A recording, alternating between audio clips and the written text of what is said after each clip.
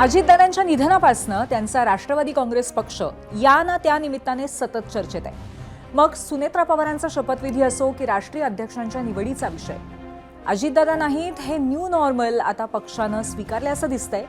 मात्र नव्या नेतृत्वासमोर काही जुनेच प्रश्न उभे आहेत आणि काही नवे सुद्धा. आजच्या 0 आवरमध्ये यावरतीच आपण चर्चा करणार आहोत आणि त्यासाठी मी पूर्वी भावे तुमचं स्वागत करते. सुनेत्रा पवारांनी आज आपल्या खात्यांचा कारभार खऱ्या अर्थाने हाती घेतल्याचं दिसतंय. पण अल्पसंख्याक खात्यातला त्यांचा पहिलाच पेपर कठीण आहे. कारण कालच या खात्यातला मोठा घोटाळा आम्ही उजेडात आणलाय. याच्या चौकशीचे आदेश मुख्यमंत्री फडणवीस आणि उपमुख्यमंत्री पवारांनी दिलेत. त्यातच नरहरी झिरवाळ लिपिकाच्या लाचखोरीचा प्रश्नही ताईंना सोडवायचा आहे. पक्ष तर पक्ष, घरातही पार्थ पवारांच्या कथित जमीन घोटाळ्यावरती उत्तर देण्याची वेळ त्यांच्यावर आज ना उद्या येणारच आहे. आणि last but not the least, अजितदादांच्या अपघातावरती विरोधकांकडनं सातत्याने शंका निर्माण होत असताना कॉल रेकॉर्डरबद्दल नवी माहिती उजेडात आली आहे. या सगळ्यावरती आज आपण प्रकाश टाकूयात आणि त्याचबरोबर चर्चा करूया आजच्या 0 आवरमध्ये. उपमुख्यमंत्री सुनेत्रा पवार आता खऱ्या अर्थाने सरकारी कामकाजामध्ये सक्रिय झाल्याचं दिसतंय.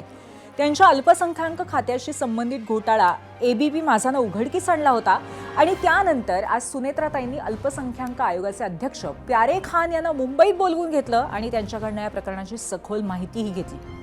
तर दुसरीकडे अधिकाऱ्याच्या अटकेमुळे अडचणीत आलेले मंत्री नरहरी झिरवाळ यांचीही सुनेत्राताईंनी झाडाझडती घेतल्याचं समजतंय.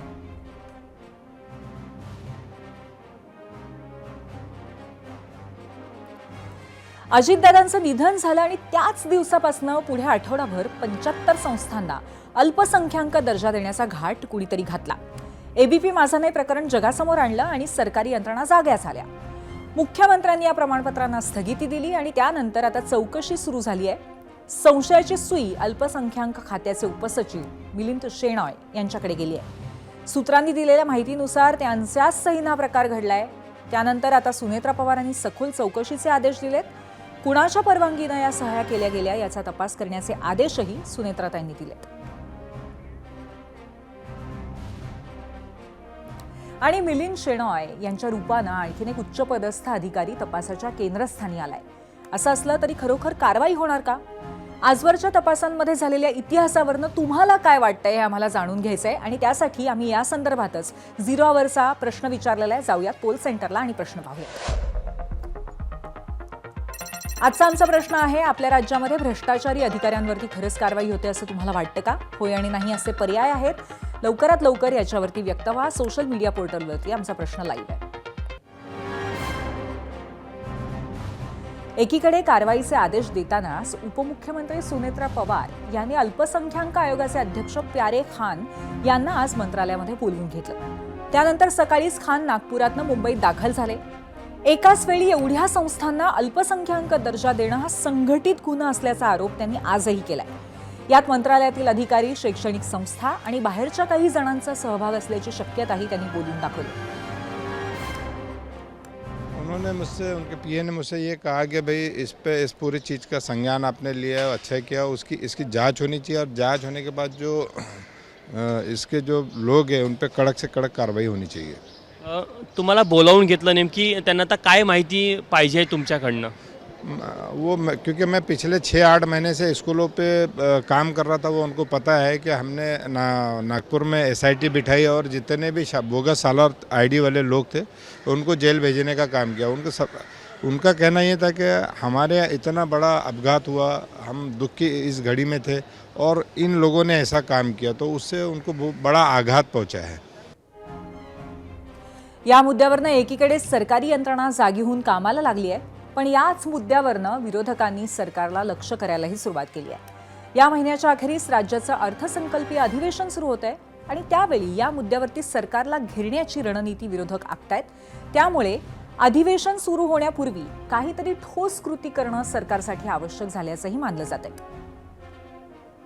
दादांनी त्या फाईलचा विरोध केला होता असं आम्हाला कळतंय. कोकाटे जे मंत्री होते आधी त्यांनी सुद्धा त्या बाबतीत विरोध केला होता असं आम्हाला कुठेतरी त्या ठिकाणी कळतंय. मग विरोध असताना दादांचा अंतविधी तिथं सुरू असताना जर इथं फायली पास होत असतील म्हणजे माणुसकी कुठेतरी संपलेली आहे का असं कुठेतरी आपल्याला म्हणावं लागेल. तुम्ही स्थगिती दिली असली, एन्क्वायरी लावली असती तरी आमचं मत आहे की हे जे जे कोणी जबाबदार आहेत पुढच्या 10 दिवसामध्ये हे जे काही एन्क्वायरी ते व्हावी. 10 दिवसात निकाल द्या. अधिवेशनाच्या आधी या व्यक्तीला आम्ही बरखास्त केलं असा एक मोठा संदेश या महाराष्ट्रामध्ये द्यावा असं या सरकारला विनंती करतो. अधिकाऱ्यांनी दिलं की कुठल्या मंत्र्यांनी घेतलं होतं ते? अधिकारी कोडगे आहेत ते, त्यांच्यावर कारवाई झाली पाहिजे. एक दिवस थांबायला पाहिजे नव्हतं ना. मंत्र्यांना दुसऱ्या चार्ज घेऊ द्यायचं होतं. चार्ज नसताना अशा गोष्टी होणे या संशयास्पद आहे. त्याच्यावर कठोर कारवाई झाली पाहिजे.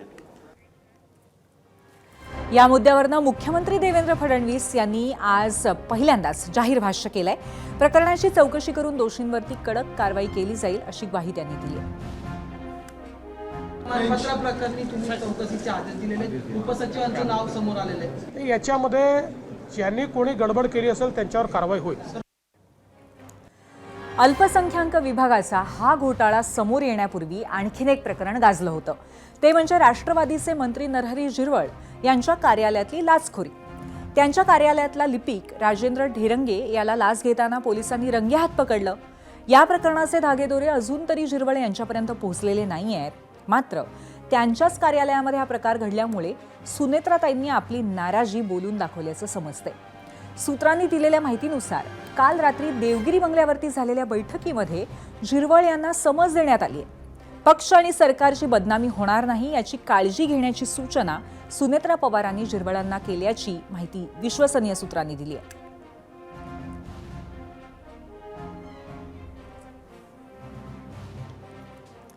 दुसरीकडे झिरवळांच्या राजीनाम्याची मागणी विरोधकांनी लावून धरली आहे. मात्र मुख्यमंत्री फडणवीस आणि उपमुख्यमंत्री पवार यांच्या मनात आपल्या कामाबद्दल कोणतीही शंका नसल्याचा दावा झिरवळांनी केलाय.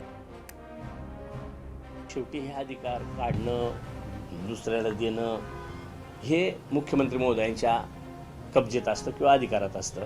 आणि मुख्यमंत्री महोदयांनी आत्तापर्यंत माझं कामकाज बघितले, त्याच्यावर कुठल्याही प्रकारची त्यांच्या मनात तरी किंतु परंतु असण्याचं कधी जाणवलेलं नाही.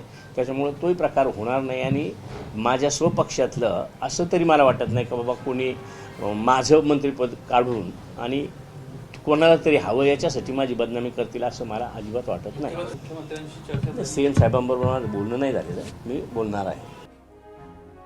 आता यात विशेष गोष्ट अशी आहे की विरोधी पक्षात असलेल्या शरद पवारांच्या राष्ट्रवादीचे नेते झिरवळांच्या मदतीला धावून आले. झिरवळांनी विलिनीकरणावरती सर्वप्रथम भाष्य केलं आणि म्हणून त्यांना अडचणीत आणलं जातंय का असा सवाल रोहित पवारांनी केला. त्या पद्धतीची चर्चा ही लोकांमध्ये आहे की नरहरी झिरवळ यांनी विलिनीकरणाबद्दल सकारात्मक म्हणजे दादांची भूमिका काय ते तिथं उघड न घाबरता ते बोलले.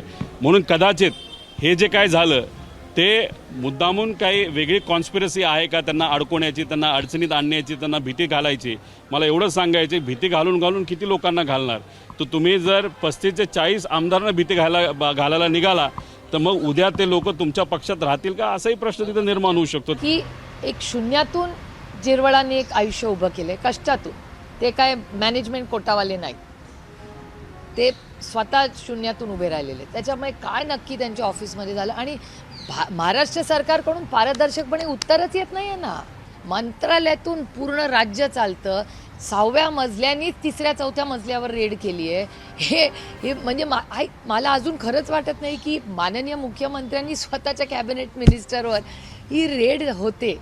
हे असं कसं होऊ शकतं. दरम्यान रोहित पवारांनी झिरवळांच्या निमित्तानं पुन्हा एकदा विलिनीकरणाचा मुद्दाही छेडला. मात्र त्यावरती आज अधिक काही बोलायला मात्र नकार दिला. आपल्याकडे अनेक पुरावे आहेत, त्यांच्यासह उद्या सकाळी मुंबईमध्ये पत्रकार परिषद घेणार असल्याचं त्यांनी जाहीर केलं. आता विषय कुठला महत्त्वाचा आहे तर ॲक्सिडेंटचा महत्त्वाचा आहे. आज आम्ही विलिनीकरणावर चर्चा करू शकतो, आम्ही बैठका घेऊ शकतो, आम्ही तिथं प्रेस कॉन्फरन्स घेऊन तुमच्या सर्वांसमोर आणू शकतो. आमच्याकडे सगळे पुरावे आहेत. आमच्याकडे अख्खा फोन भरून त्याच्यात मेसेजेस व्हिडिओपासून पार त्याच्यामध्ये फोनवर काय बोलणं झालं हे सगळी गोष्टी आहेत. पण आम्ही त्याच्यावर त्या ठिकाणी आता तरी काय बोलणार नाही. आज आपल्या या राज्यामध्ये परदेशातले एक फार मोठे नेते इथं आलेले आहेत, त्या विषयाकडे कुठं दुर्लक्ष होऊ नये म्हणून आज प्रेस कॉन्फरन्स न घेता आम्ही उद्या 10:30 वाजता चव्हाण सेंटरला प्रेस कॉन्फरन्स घेणार आहोत. आणि आता अजितदादांच्या अपघाताच्या प्रकरणातली सर्वात मोठी अपडेट. अजितदादांच्या मृत्यूनंतर 20 दिवसांनी अखेर या अपघातावरती पहिल्यांदाच अधिकृत माहिती बाहेर आली आहे. AIB म्हणजेच विमान अपघात तपास विभागानं आज एक निवेदन जारी केलं. यामध्ये विमानातल्या 2 रेकॉर्डरचं आगीत जळल्यामुळे नुकसान झाल्याचं म्हटलंय. L3 रेकॉर्डरमधला डेटा मिळवण्यात यंत्रणेला यश आलेलं आहे. कॉकपिट व्हॉइस रेकॉर्डरचा तांत्रिक तपास सुरू असल्याचंही AIBने स्पष्ट केलंय. त्यासाठी हा रेकॉर्डर तयार करणाऱ्या परदेशी कंपनीच्या प्रतिनिधींची मदत घेण्यात येते असंही कळतंय. आणि ही माहिती बाहेर येताच विरोधकांनी आणखी मोठ्या आवाजामध्ये अपघातावरती शंका उपस्थित करायला सुरुवात केली आहे. याचा सातत्यानं पाठपुरावा करणारे शरद पवारांच्या राष्ट्रवादीचे आमदार रोहित पवार तसंच काँग्रेसच्या अतुल लोंढे यांनी AIB वरती दिलेल्या माहितीवरच शंका घेतली. ब्लॅक बॉक्स हा पावसापासून, उन्हापासून, आगीपासून, बॉम्बलास्टपासून सगळ्यापासून सुरक्षित आहे, पण राजकारणापासून सुरक्षित नाही. आता ह्याच्यात काय राजकारण चाललंय हे आपल्याला बघावं लागेल, खोलात जावं लागेल. पण उद्या या बाबतीत डिटेलमध्ये जाऊन काय घडलं असावं, कुठल्या नवीन गोष्टी आमच्यापर्यंत आलेल्या आहेत त्या नक्कीच तिथं आपल्यासमोर आम्ही आणू. मग मी माहिती काढण्याचा प्रयत्न केला की ब्लॅक बॉक्स जळतो का, तर माझ्याकडे जी माहिती आलेली आहे ती अशी आहे. 60 मिनिटापर्यंत म्हणजे 1 तासापर्यंत 1100 डिग्रीचं कन्सिस्टंट टेम्परेचर असेल तरच ब्लॅक बॉक्सला हानी होऊ शकते, जळू शकतो. योग्य माहिती काय झालं होतं, काय नाही झालं होतं, सगळं माहिती भेटली पाहिजे. कारण की डॉट डॉट डॉट ज्या पद्धतीने येत आहेत माहिती, ज्या पद्धतीने रोहित पवारांनी प्रेस कॉन्फरन्स घेऊन आपल्याला सगळ्या गोष्टी सांगितलेल्या आहे आणि त्याच्यानंतर ब्लॅक बॉक्स जळाला, मग ही परिस्थिती ते होती का? 2 मिनिटामध्ये 5 मिनिटामध्ये लोक तिथे जमा झालेली आपण पाहिली. पेपर जे आहे, फाईलचे पेपर्स ते पडलेले आपण पाहिले. त्यामुळे मनामध्ये शंका आहे. विरोधकांकडनं अशा पद्धतीने सातत्याने शंका घेतली जात असताना आता राष्ट्रवादीने अपघाताच्या CBI चौकशीची मागणी सुरू केली आहे. उपमुख्यमंत्री सुनेत्रा पवार यांच्यासह पक्षाच्या ज्येष्ठ नेत्यांनी आज मुख्यमंत्र्यांची भेट घेतली आणि CBI चौकशीची मागणी करणारं निवेदनही दिलं. आज माननीय मुख्यमंत्री महोदयांची मी, आमच्या उपमुख्यमंत्री सुनेत्रा वहिनी, राष्ट्रीय कार्याध्यक्ष प्रफुल्लभाई, ज्येष्ठ मंत्री हसन मुश्रीफ आणि पार्थ पवार आम्ही मुख्यमंत्री महोदयांची भेट घेतली आणि दादांचा जो अपघाती मृत्यू झाला या संदर्भामध्ये आम्ही त्यांना एक निवेदन दिलं की या संबंध प्रकरणाची CBI मार्फत चौकशी त्या ठिकाणी करावी असं मुख्यमंत्री महोदयांना आम्ही निवेदन त्या ठिकाणी दिलं. तर हा महत्त्वाचा मुद्दा आहे. पण त्याचबरोबर आज आम्ही भ्रष्टाचार आणि त्याचबरोबर अधिकाऱ्यांवरती होणारी कारवाई याच्याशी संदर्भातला प्रश्न विचारलेला होता. एकंदरीतच या मुद्द्यांवरनं तुमच्या काय प्रतिक्रिया आहेत आपण पाहूयात. काही निवडक प्रतिक्रिया दाखवणार आहोत. माझा मीडिया सेंटरला Xवरनं पहिली प्रतिक्रिया शंतनू गौतम यांची आहे. अजिबात नाही, अटक करून कारवाईचं केवळ नाटक रचलं जातं. पुन्हा या मंडळींना सरकारी सेवेमध्ये सामावून घेतलं जातं. अर्थातच हा मुद्दा आहे तो भ्रष्टाचारी अधिकाऱ्यांवरती कारवाई करण्याचा. राज्यामध्ये भ्रष्टाचारावरती कारवाई होते, पण ती केवळ कागदोपत्री नको. मोठ्या अधिकाऱ्यांवरही कठोर आणि वेळेत कारवाई झाली तरच व्यवस्था सुधारेल. मयूर बाकलीवाल यांची ही प्रतिक्रिया आहे. युट्यूबवरनं सोपान सपकाळ म्हणतात, भाजप आणि मित्रपक्षांचं सरकार आल्यापासून चौकशीचा नुसता दिखावा करण्यात येतोय, मग तो अधिकारी असो किंवा राजकीय पुढारी.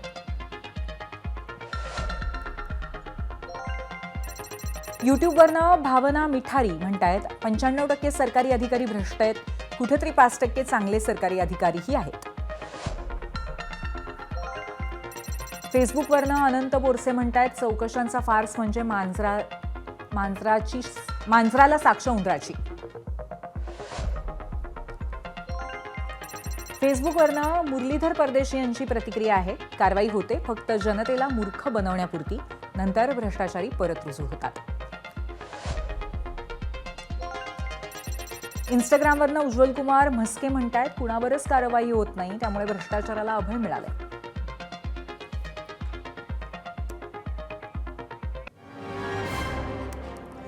त्यामुळे एकंदरीतच जो प्रतिक्रियांचा सूर आहे तो अत्यंत नकारात्मक आहे कारवाईच्या अनुषंगाने. आता आपण गेस्ट सेंटरला जाऊया आणि आपण या विषयावरती चर्चा करणारच आहोत, पण त्याचबरोबर अपघात आणि त्यानिमित्ताने निर्माण होणाऱ्या शंका कुशंका याच्यावरही चर्चा करणार आहोत. आपल्यासोबत आज आहेत राष्ट्रवादी पक्षाचे आमदार अमोल मिटकरी, त्याचबरोबर आपल्यासोबत आहेत अभिजित पाटील, राष्ट्रवादी शरद पवार पक्षाचे आमदार, आणि त्यानंतर आपल्यासोबत आहेत निवृत्त लेफ्टनंट कर्नल आणि संरक्षण विश्लेषक सतीश ढगे. आपल्या तिघांचंही मी स्वागत करते आणि सुरुवात करणार आहे सतीशजींपासनं, कारण सतीशजी सातत्याने अजितदादांच्या अपघातांच्या अनुषंगाने किती शंका उपस्थित केल्या जातात. आज पहिल्यांदा जो अहवाल आला त्याच्यामध्ये ब्लॅक बॉक्सच्या जळण्याबद्दल माहिती उघडकीस आलेली आहे. मुळामध्ये नक्की अशा पद्धतीने रेकॉर्डर जळायला किती तापमान लागतं, ही जळण्याची शक्यता असते का? कारण यावरती आक्षेप खूप घेतले जात आहेत. पूर्वी मुळात ब्लॅक बॉक्स म्हणजे कॉकपिट व्हॉइस रेकॉर्डर, त्याचबरोबर फ्लाईट डेटा रेकॉर्डर. आणि मुळातच ब्लॅक बॉक्स जो आहे हा एक प्रकारे विमानाच्या अपघातामधल्या तपासामधला आत्मा आहे, असं जर आपण म्हटलं ते चुकीचं ठरू नये. कारण हा ब्लॅक बॉक्स जो आहे, जरी ब्लॅक बॉक्स आपण म्हणत असलो तरी ब्राईट ऑरेंज कलरचा असतो आणि तो विमानाच्या शेपटीकडच्या भागामध्ये त्या ठिकाणी असतो. आणि याची रचनाच अशी केलेली असते की तब्बल 1100 डिग्री सेंटीग्रेडचं तापमान 60 मिनिटांपर्यंत लगातार जरी असलं तरी सुद्धा हा ब्लॅक बॉक्स जो आहे त्यामध्ये पूर्णतः जळत नाही. एवढंच नाही तर 250 डिग्री सेंटीग्रेड टेम्परेचर 10 तासांपर्यंत असलं तरी सुद्धा तो त्या ठिकाणी जळत नाही. विमान कोसळलं आणि हा ब्लॅक बॉक्स जर समुद्रामध्ये पडला तर 6000 मीटर पर्यंत समुद्राच्या खोल त्या ठिकाणी गेलं तरी सुद्धा तो दबाव त्या ठिकाणी घेऊ शकतो.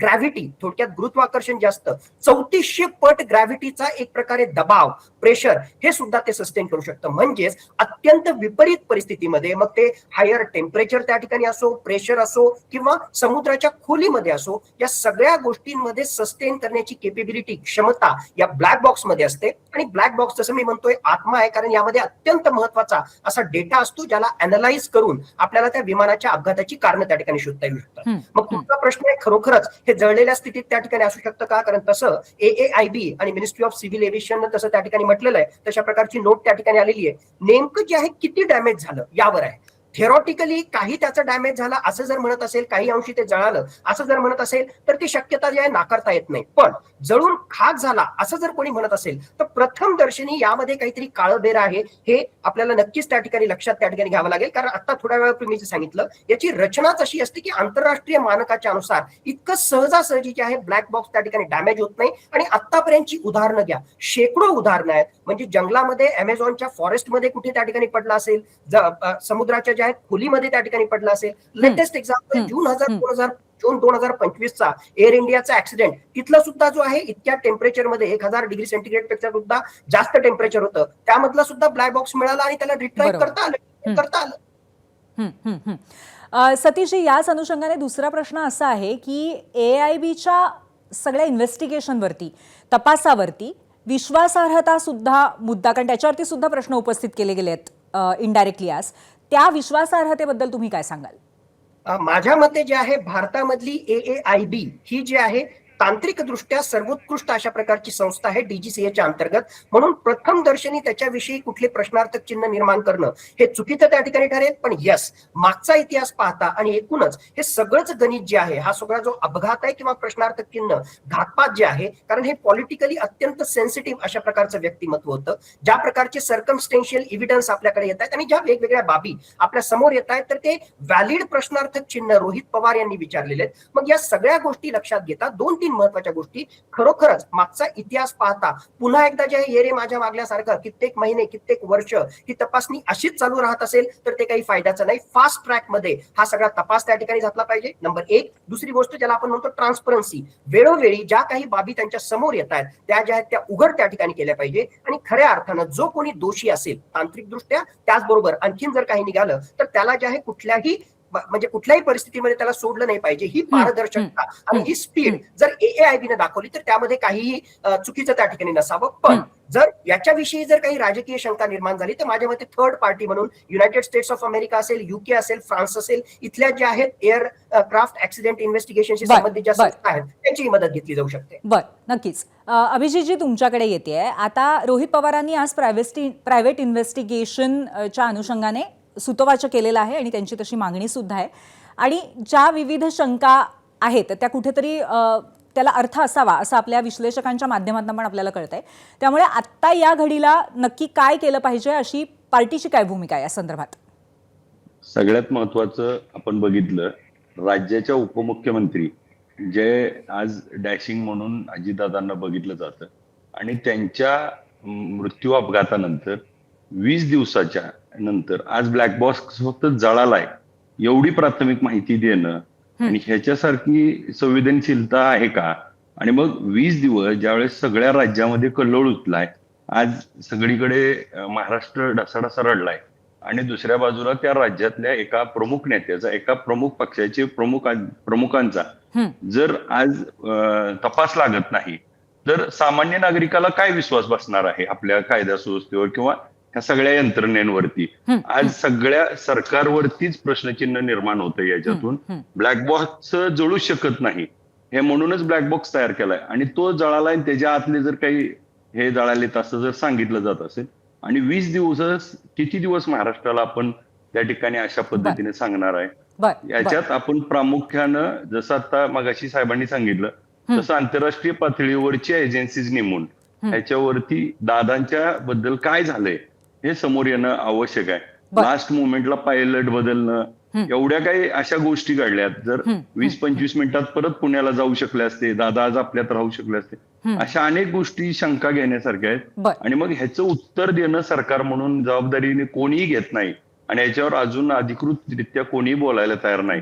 हे बोललं पाहिजे, ह्याचा तडा लागला पाहिजे आणि दादांच्या ह्या सगळ्या नक्कीच मला असं वाटतं की या संपूर्ण प्रकरणाचा छडा व्यवस्थित लागला पाहिजे, याबद्दल संपूर्ण महाराष्ट्र नक्कीच सहमत असेल.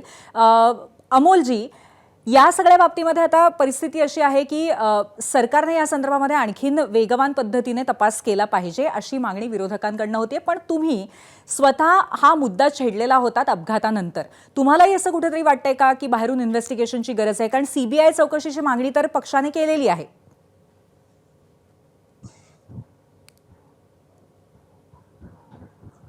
हे बघा, छेडलेला होता नाही, मी पूर्वीपासून या मुद्द्यावर ठाम आहे. सर्वात पहिल्यांदा मीच याला सुरुवात केली. आता 15-17 दिवस झाले सातत्यानं अजितदादांच्या या दुर्दैवी विमान अपघाताच्या संदर्भात मी प्रश्न उपस्थित करतोय.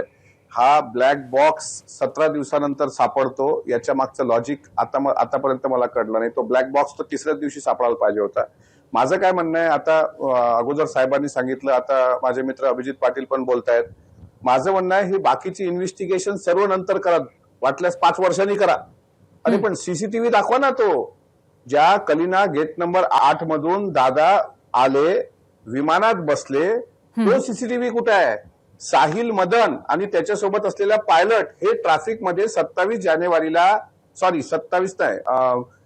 जानेवारीला किती वाजता अडकले, घरून किती वाजता निघाले होते, त्यांच्या घराचा सीसीटीव्ही. आता ते कुठे आहेत हे बाकीचं राहू द्या. हो, इम्पेरिकल त्या ब्लॅक बॉक्सचा डेटा राहू द्या, त्याच्यानंतर तुमचं हे बाकीचं इन्व्हेस्टिगेशन AIBचं राहू द्या. VSR कंपनीवर अद्याप FIR नाही झाला. तुम्ही आता निवेदन करताना प्रेक्षकांच्या प्रतिक्रिया घेत होत्या पूर्वी, त्यामध्ये तुम्ही सांगत होतात, अनेक प्रेक्षकांचं म्हणणं होतं की भ्रष्ट जे अधिकारी आहेत जर भ्रष्ट असतील तर तात्काळ निलंबित केलं पाहिजे. ही जनभावना आहे. VSR कंपनीने जो उन्मत्तपणा केलाय, मी स्वतः सांगितलंय की डिसेंबरमध्ये त्यांनी 50-50 कोटी रुपयाचा पायलटचा विमा उतरवला आहे. अद्यापही त्या VSR कंपनीवर कुठलाही FIR झालेला नाही आहे. हे बाकीचे मुद्दे नंतरचे आहेत. माझं म्हणणं आहे की ते CBI कधी येणार, ते चौकशी कधी होणार, या सगळ्या AIBची चौकशी, बाह्य यंत्रणांची चौकशी, सीसीटीव्ही फुटेज द्या. ज्या दिवशी दादा विमानात बसले ते सीसीटीव्ही फुटेज कुठे आहे? बाकी सगळं राहू द्या. हे एक सीसीटीव्ही फुटेज आणि साहिल मदन आणि त्याच्यासोबतचे पायलट याचा जरी तपास सरकारने करून दिला, मी सरकारमध्ये आहे तरी बोलतोय, जर दिला तरी इतके धागेदोरे दिसतील का नेमका हा अपघात आहे की घातपात आहे.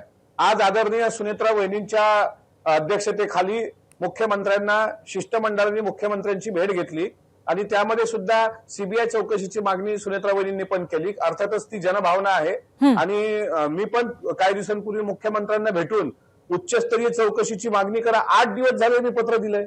8 दिवस झाले महाराष्ट्राच्या मुख्यमंत्र्यांना, विधिमंडळाचा सदस्य या नात्याने मी पत्र दिलंय. मला त्याचं उत्तर आलेलं नाही. मी माझ्या पक्षांच्या दोन्ही वरिष्ठ नेत्यांना, केंद्रीय गृहमंत्री अमित शहाजी यांची भेट करून द्या, नायडूंची भेट करून द्या आणि त्या पत्र 2 फेब्रुवारीला दिलंय. त्याचे उत्तर मला आलेलं नाही. आम्ही करतोय आमचा संघर्ष. मग आम्ही सोशल मीडियाच्या माध्यमातून विचारतोय, आज महाराष्ट्र विचारतोय. पूर्वी सांगतो की जर हा उद्रेक झाला ना महाराष्ट्रामध्ये तर कोणाचा बाप लढू शकणार नाही, इतकी जनभावना तीव्र आहे. अजूनही अजितदादा गेल्याचं दुःख जनता विसरलेली नाही. संतोष देशमुख प्रकरणाचं काय झालं मला सांगा बरं. संतोष देशमुख प्रकरण इतकं वाजलं गाजलं, नंतर ते थंडच पडलं, शांत पडलं. अरे इतकं क्रूर पद्धतीने मारल्यानंतर त्यावर कोणी बोलायला तयार नाही. अजितदादाचं इतकं स्फोट झाल्यानंतर जर बेचिराग झालं असेल सगळं तर विचारायचं नाही. बर या सगळ्या याच्यातनं तुम्ही नक्की गृह मंत्रालयावरती आक्षेप घेताय का?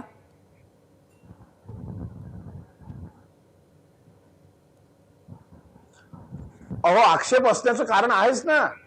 मी स्वतः मुख्यमंत्र्यांना भेटलो आणि मुख्यमंत्री महोदयांना 8 दिवसांपूर्वी, म्हणजे आज मंगळवार आहे, मी स्वतः मुख्यमंत्र्यांना भेटून विनंती केली की या प्रकरणाची माजी सर्वोच्च न्यायालयाचे माजी न्यायाधीश यांच्या अध्यक्षतेखाली चौकशी व्हावी किंवा उच्चस्तरीय चौकशी गठीत करावी. माझ्या प्रश्नाला अद्यापही उत्तर भेटलेलं नाही पत्राला. मुख्यमंत्र्यांच्या बाबतीत झालंय. आम्ही सुद्धा पत्र देतो, आमच्या पत्राला केराची टोपली आहे का मग? अमोलजी, तुम्ही अनेक शंका उपस्थित केलेल्या आहेत, काही मागण्या केलेल्या आहेत, पण अमोलजी मला असं विचारायचं आहे की या विमान कंपनीच्या बाबतीमध्ये तुम्ही किंवा पक्षाने कुठली वेगळी चौकशी करण्याचा किंवा स्पष्टीकरण मागण्याचा प्रयत्न केलेला आहे का थेट कंपनीच्या माध्यमातून? आणि दुसरं म्हणजे एक वेगळी कुठली तरी इन्व्हेस्टिगेशन झाली पाहिजे प्रायव्हेट पद्धतीची, या पक्षाचे तुम्ही सुद्धा आहात का?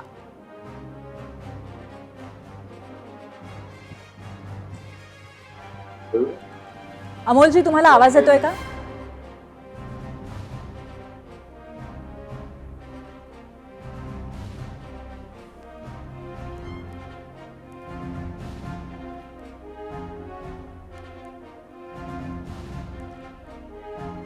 तर सध्या आपण चर्चा करतोय एकंदरीतच अपघाताच्या अनुषंगाने जे विविध प्रश्न आलेले आहेत त्या दृष्टीने आता आपण जाऊयात सतीश ढगे यांच्याकडे. सतीशजी, मगाशी तुम्ही जर बघितलं असेल तर अमोल मिटकरींनी अनेक आणखीन प्रश्न सुद्धा उपस्थित केलेले आहेत.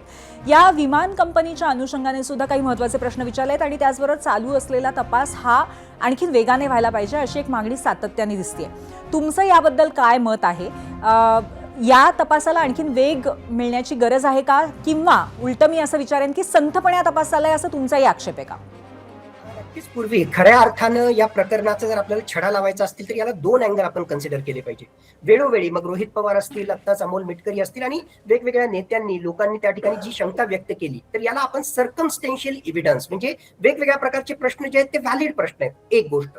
दुसरी गोष्ट जी आहे, एक प्रकारे आपण ज्याला म्हणू की याची जी राजकीय अँगल आहे ते राजकीय अँगलही आपण त्या ठिकाणी पाहिले पाहिजे, ही दुसरी गोष्ट. पण जर खऱ्या अर्थाने याचा छडा लावायचा असेल तर फक्त सर्कमस्टेन्शियल एव्हिडन्सेस किंवा राजकीय अँगलची चर्चा करून किंवा त्याचा तपास करून जे आहे नेमकं काय कारण होतं हे सापडणार नाही. दुसरा जो अँगल आहे टेक्निकल अँगल, मग तांत्रिक दृष्ट्या खरोखरच कुठे चुकलं, मग यामध्ये अपघातही असू शकेल किंवा सो कॉल्ड घातपात जरी त्या ठिकाणी असला तर तांत्रिक दृष्ट्या कुठे चुकलं हे जर आपल्याला शोधायचं असेल तर त्यासाठी ब्लॅक बॉक्स हा आत्मा आहे. फ्लाईट डेटा रेकॉर्डर जे आहे, वेगवेगळ्या प्रकारचा डेटा त्या ठिकाणी असणार आहे, किती उंचीवर होतं, काय स्पीड त्या ठिकाणी होती, आणि कॉकपिट व्हॉइस रेकॉर्डरच्या माध्यमातून जे आहे नेमकं शेवटच्या क्षणामध्ये जे आहे पायलट आणि को पायलट मध्ये काय चर्चा झाली, एटीसीशी त्यांची त्या ठिकाणी काय चर्चा झाली, साधारणतः 100हून अधिक वेगवेगळ्या प्रकारचे पॅरामीटर्स याच्या माध्यमातून आपल्याला डिकोड करता येणार आहेत. आणि हे ज्यावेळेस आपण डिकोड करू शकू त्याच वेळेस आपल्याला त्यातलं तांत्रिक कारण कळेल आणि राजकीय अँगल त्या ठिकाणी आहे. आता वेगवेगळ्या प्रकारची जी तपासणी त्या ठिकाणी सीबीआयची चर्चा होतीये, ऑलरेडी जे आहे सीआयडी तपासणी त्या ठिकाणी करत आहे. रोहित पवार यांनी जे आहे प्रायव्हेट इन्व्हेस्टिगेटिव्ह एजन्सीज त्या ठिकाणी लावलेली आहे. माझ्या मते राजकीय अँगल, सर्कमस्टेन्शियल अँगल या अँगलने जे आहे या चौकशा नक्कीच फायद्याच्या त्या ठिकाणी ठरू शकतील. पण एकुलती एक गोष्ट, तांत्रिक दृष्ट्या जर याचा तपास करायचा असेल तर भारतामध्ये AAIB ही सर्वात एक्सपर्टीज असणारी आणि सर्वात योग्य एजन्सी आहे. त्याच्या तपासावर काही प्रश्नचिन्ह असतील तर मग विदेशातल्या एजन्सीज असतील त्यांची आपल्याला. नक्कीच सतीशजी, म्हणजे वस्तुनिष्ठ पद्धतीने आणि तांत्रिकदृष्ट्या ही चौकशी होणं गरजेचं आहे. याच्यामध्ये नक्कीच भावभावना खूप मिसळलेल्या आहेत, परंतु वस्तुनिष्ठ चौकशी गरजेची आहे. अमोलजी, मी तुम्हाला मगाशी प्रश्न विचारत होते परंतु संपर्क नीट होत नव्हता. आत्ताच्या घडीला तुमच्या मते आणखीन पुन्हा एकदा बहुतेक त्यांच्याशी संपर्क तुटलाय. अभिजितजी, तुमच्याकडे येते, तुम्ही सहमत आहात का की ही वस्तुनिष्ठ चौकशी झाली पाहिजे आणि त्याचबरोबर वेग आणण्यासाठी आणखीन प्रयत्न केले गेले पाहिजेत सरकारकडनं? नाही, महत्वाचं काय मॅडम की आज वस्तुनिष्ठ चौकशी तर झालीच पाहिजे. अजितदादा म्हणजे एक मेला तर चालेल पण लाखाचा पोशिंदा म्हणून दादाकडे बघितलं जायचं. आणि मग ज्या राज्याच्या उपमुख्यमंत्र्याचे जर चौकशीला आपल्याला जर कुणाची माहिती घ्यावी लागती, सरकार तुमचं आहे, त्या ठिकाणी सीबीआय तुम्ही करू शकता, ATS. आज वाजेच्या तिथे अंबानीच्या घराच्या समोर बॉम्ब ठेवला, वाजे गेले, गाडी गेली. मग असं जर होणार असेल तर मग ह्याच्यावर सगळीकडे प्रश्नचिन्ह होतो. तर त्या निमित्तानं मग सीबीआय लावा, निवृत्ती न्यायाधीश लावा, तुम्ही आंतरराष्ट्रीय लावा, सेंट्रल गव्हर्नमेंटची घ्या, ज्या ज्या करायच्या त्या सगळ्या चौकशा वेगवेगळ्या पद्धतीनं करा. पण दादांचा हा अपघात आहे का घातपात आहे हे महाराष्ट्राच्या समोर आलं पाहिजे. सामान्य लोकांच्या मध्ये त्या ठिकाणी भयभीत वातावरण आहे. जर अशा काही घटना घडत असतील तर माणसांनी कुणावर विश्वास ठेवायचा? सरकारला मायबाप म्हणलं जातं आणि सरकार जर ह्याबाबत काहीच बोलायला तयार नाही. आज स्वतः सुनेत्रा वहिनींना त्या ठिकाणी जाऊन मागणी करायची वेळ का आली? सरकारमधले तुमच्या शेजारी बसणारे उपमुख्यमंत्री आहेत आणि मग तुम्हीच निर्णय घेऊन तुम्हीच ते सगळ्या इन्व्हेस्टिगेशन केल्या.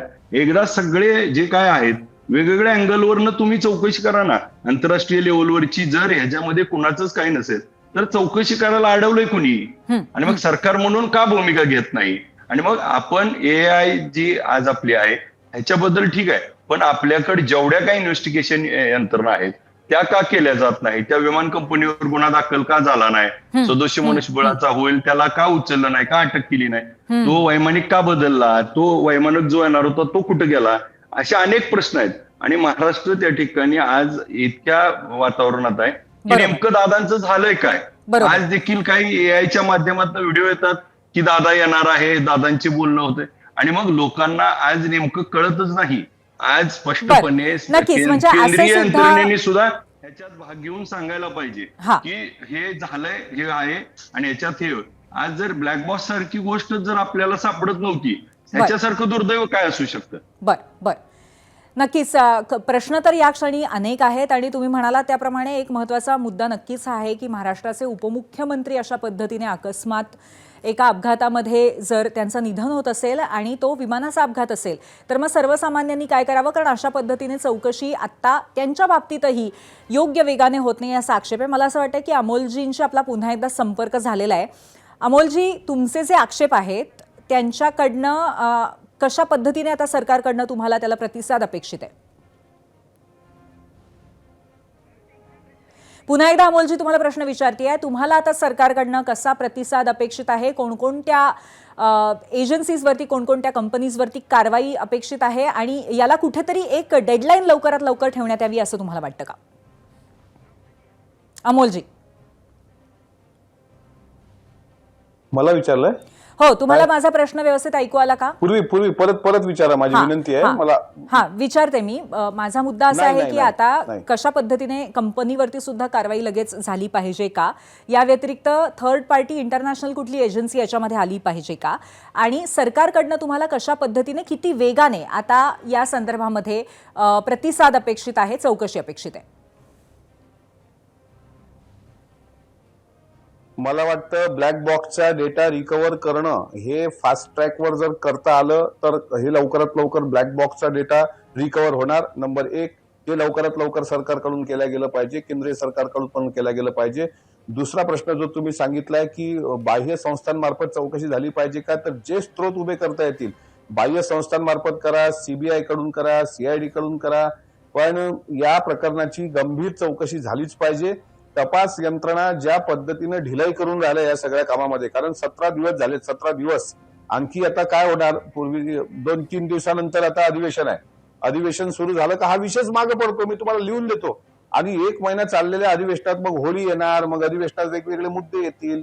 हा विषय मागे पडला तर इतक्या मोठ्या नेत्याचा शेवट इतका दुर्दैवी कसा झाला? माझं काय म्हणणं आहे की पायलट साहिल मदन, पायलट यश, पायलट सुमित कपूर आणि पायलट शांभवी पाठक या चौघांनी किती वाजता घरून हे निघाले, कोण्या ट्रॅफिक मध्ये अडले होते, कोण्या रोडवर अडले होते, तिथले CCTV फुटेज काय, ते विमानात किती वाजता आले, विमानतळावर किती वाजता आले, देवगिरीवरून दादा किती वाजता गाडीमध्ये बसले, गाडीचा ड्रायव्हर कोण होता, DGCAने जी पहिली बातमी दिली होती त्यात 6 प्रवासी होते, मृतदेह 5 कसे सापडले आणि कलिना गेट नंबर 8 मधून विमानात बसेपर्यंत दादांसोबत कोण OSD होता, कोण PS होता, कोणी दादाला सांगितलं की तिथली व्हिजिबिलिटी ओके आहे, तुम्हाला आता विमानात बसायला हरकत नाही. ह्या प्रथमदर्शनी तरी माहिती येऊ द्या 15 दिवसात.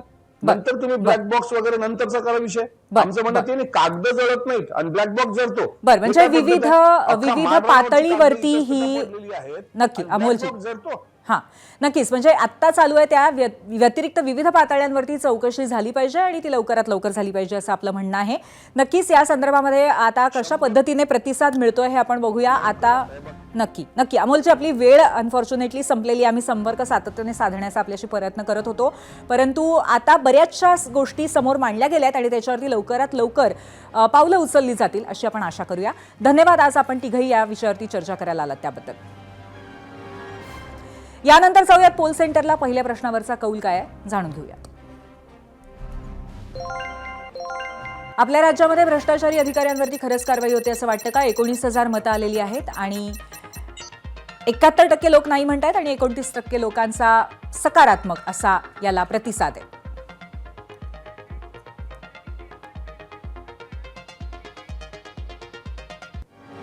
आता पुढच्या विषयाकडे वळूयात. राज्यात सध्या ज्यामुळे राजकीय घमासान सुरू आहे तो विषय मालेगावच्या उपमहापौर शाने हिंद यांच्या कार्यालयामध्ये लागलेल्या टिपू सुलतानच्या फोटोवरनं सुरू झालेलं राजकारण. काँग्रेसचे प्रदेशाध्यक्ष हर्षवर्धन सपकाळ यांनी केलेल्या तुलनात्मक वक्तव्यामुळे त्यांच्या भोवतीच फिरत राहत आहे आणि टिपू सुलतानची तुलना छत्रपती शिवाजी महाराजांसोबत करण्यावरनं आलेल्या प्रतिक्रियांमुळे राजकीय रणकंदन सुरू होणारच होतं. पण समाजात धार्मिक तेढ निर्माण होईल का असाही प्रश्न निर्माण झालाय. पण मुद्दा असा आहे की महाराजांप्रती राज्यातल्या जनतेच्या भावना संवेदना सपकाळांना माहिती असताना तरीही टिपू सुलतानबद्दल मत व्यक्त करताना त्यांनी केलेली तुलना ते टाळू शकले असते का? आणि याच मुद्द्यावरती आम्ही दुसरा प्रश्न विचारलाय. हा दुसरा प्रश्न पाहण्यासाठी जाऊयात पोल सेंटरला. आमचा दुसरा प्रश्न आजचा आहे, टिपू सुलतान संबंधित मत व्यक्त करताना काँग्रेसचे प्रदेशाध्यक्ष हर्षवर्धन सपकाळ यांची छत्रपती शिवाजी महाराजांची केलेली तुलना खरंच गरजेची होती का? हो आणि नाही असे 2 पर्याय, जरूर व्होट करा. आपल्या बोलण्याचा विपर्यास केला गेला. आपण कोणतंही चुकीचं वक्तव्य केलं नाही म्हणून मी माफी मागणार नाही असं ठामपणे सांगितलेल्या काँग्रेसचे प्रदेशाध्यक्ष हर्षवर्धन सपकाळांनी आज शिवप्रेमींची दिलगिरी व्यक्त केली आहे. आधी फेसबुकवरनं आणि त्यानंतर प्रसारमाध्यमांशी संवाद साधून त्यांनी दिलगिरी व्यक्त केली. त्याचवेळी हा विषय इथेच संपला असं म्हणत हा वादावर पडदा टाकण्याचा प्रयत्नही त्यांनी केलाय. पण त्याचवेळी त्यांनी भाजपवरती हल्लाबोल करण्याची संधी सोडली. धसामा करत भाजपनं यावरती गलिच्छ राजकारण केलं अशा आरोपाचा पुनरुच्चार सपकाळांनी केलाय. पाहूयात. भारतीय जनता पक्षाने धचा मा करत असताना अत्यंत गलिच्छ स्वरूपाचं राजकारण केलंय आणि त्यांच्या राजकारणाची जी जुनी पद्धत आहे तीच त्यांनी त्याचा अवलंब केला. आम्ही त्यांना आगामी काळात कुठे सोडणार नाही. जे एक शिवप्रेमींच्या अनुषंगानं जो प्रोपगंडा झाला त्या अनुषंगानं आणि एक महाराष्ट्रातल्या एका वर्गाला गैरसमजातून जो मनस्ताप झाला त्या अनुषंगाने माझी लिखित भूमिका ही मी माध्यमांमध्ये सोशल मीडियामध्ये मांडलेली आहे. अत्यंत खालच्या पातळीवर जाऊन टीका केली, धमक्याही दिल्या, पण आम्ही त्यांच्या धमक्याला भीक घालत नाही. हा भारतीय जनता पक्षाची एकंदरीत मोठं ऑपरेंडी आहे.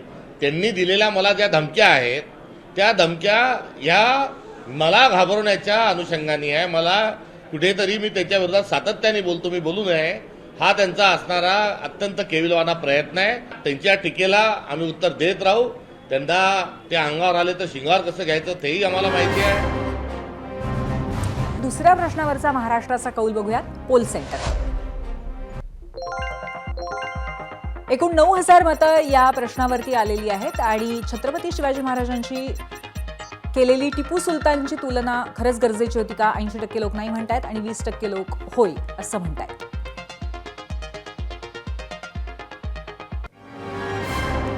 याबरोबरच 0 आवरमध्ये आज आपण इथेच थांबतोय. पाहत रहा ABP माझा.